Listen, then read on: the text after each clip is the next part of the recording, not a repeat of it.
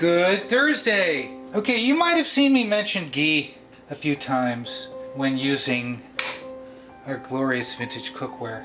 I really like ghee. And if you don't know, and you probably do, ghee is really clarified butter. It says clarified butter, but it's been pushed a little further so that the milk solids start to toast brown and you get a little bit more flavor. And this one I made last night. At the end of the video, I will show again the making of ghee, how easy it is. I already have a video making ghee. I put it to psychedelic music with no talking. But ghee is very easy to make. It's like simmering soup. I want to compare homemade ghee versus store-bought ghee. Now there are mixed reviews of this guy, Kelapo, on Amazon. Some people love it, some people hate it. And some people don't quite understand what happens when you get ghee. Sometimes it's a little grainy, sometimes it's really smooth. If it's a little grainy and you don't like the grainy texture, put this jar in a pot of water on the stove.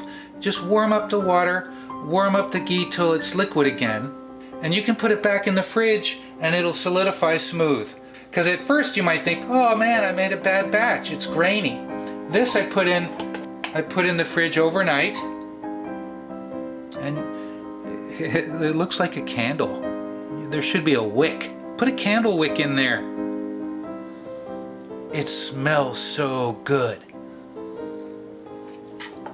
I wanted to compare homemade with store-bought, and store-bought isn't cheap. This here is 4 sticks of butter. I wanted to see what store-bought ghee smelled like.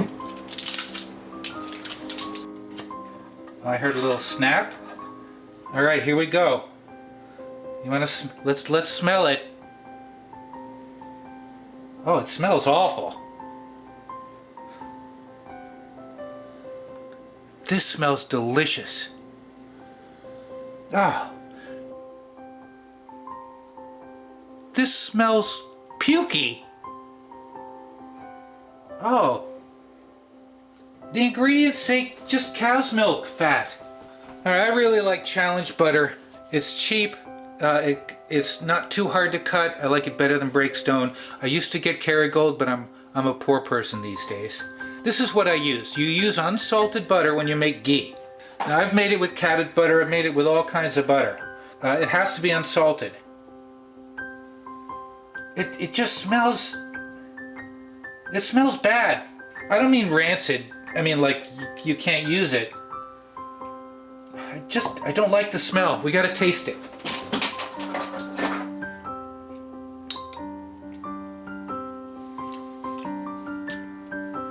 Just so you know, ghee doesn't really taste like butter.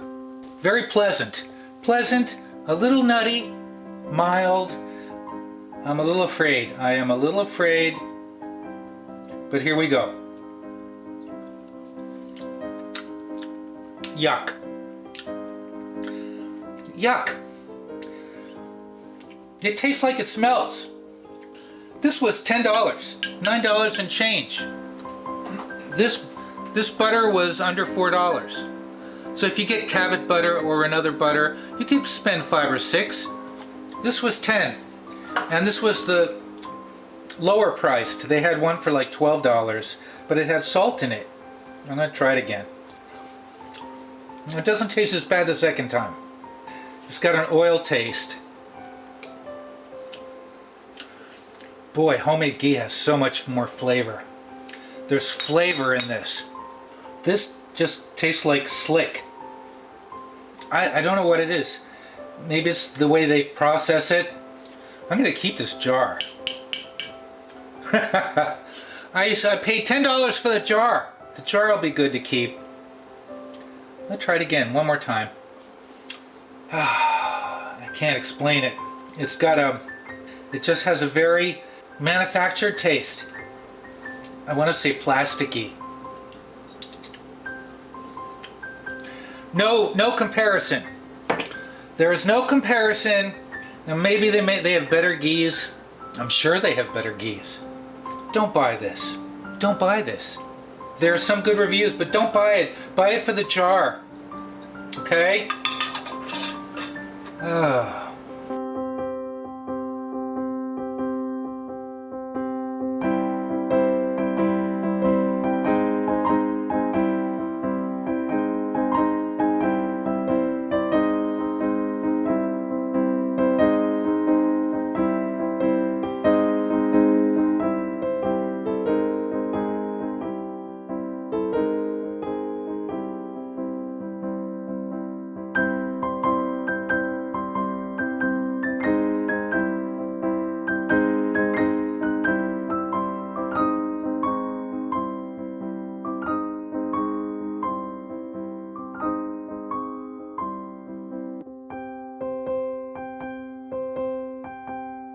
It's time to make some ghee. I'm putting a ghee challenge out there, people. Essentially, all you're doing is separating the milk solids from the fat. So you end up with a pure, beautiful, golden fat. So once a lot of the foam disappears, people tend to sprinkle in a little water, and that sometimes clears it up a little bit more. And then you strain it with some cheesecloth into your bowl or jar of choice. I normally put it in a glass jar, and I normally have cheesecloth, but I don't have any cheesecloth today.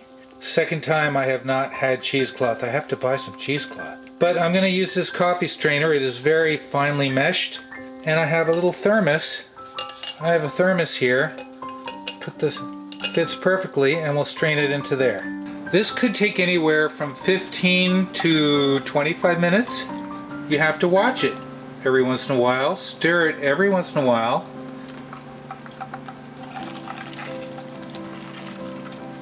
Now right now it's golden. We're getting close to clarified butter. When those solids at the bottom of the pan start to brown, then we're going to be close to having some ghee. If you look, you can see on the bottom little pieces of white, and that's milk solids. So you're separating the oil from the milk solid. You're boiling off all the water that was in the butter.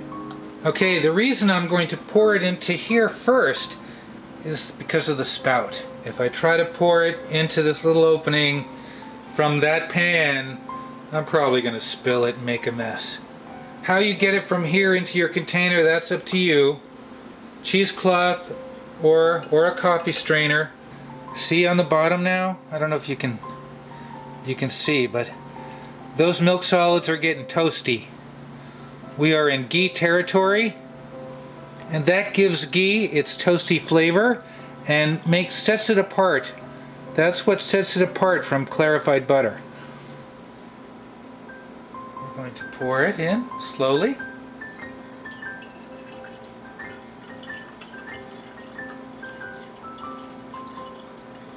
Golden beautiful.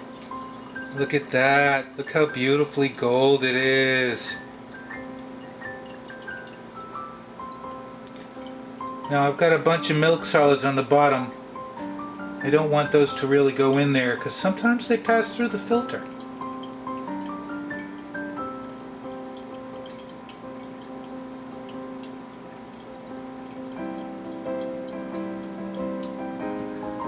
Yeah, there you go. Look at that, isn't that beautiful?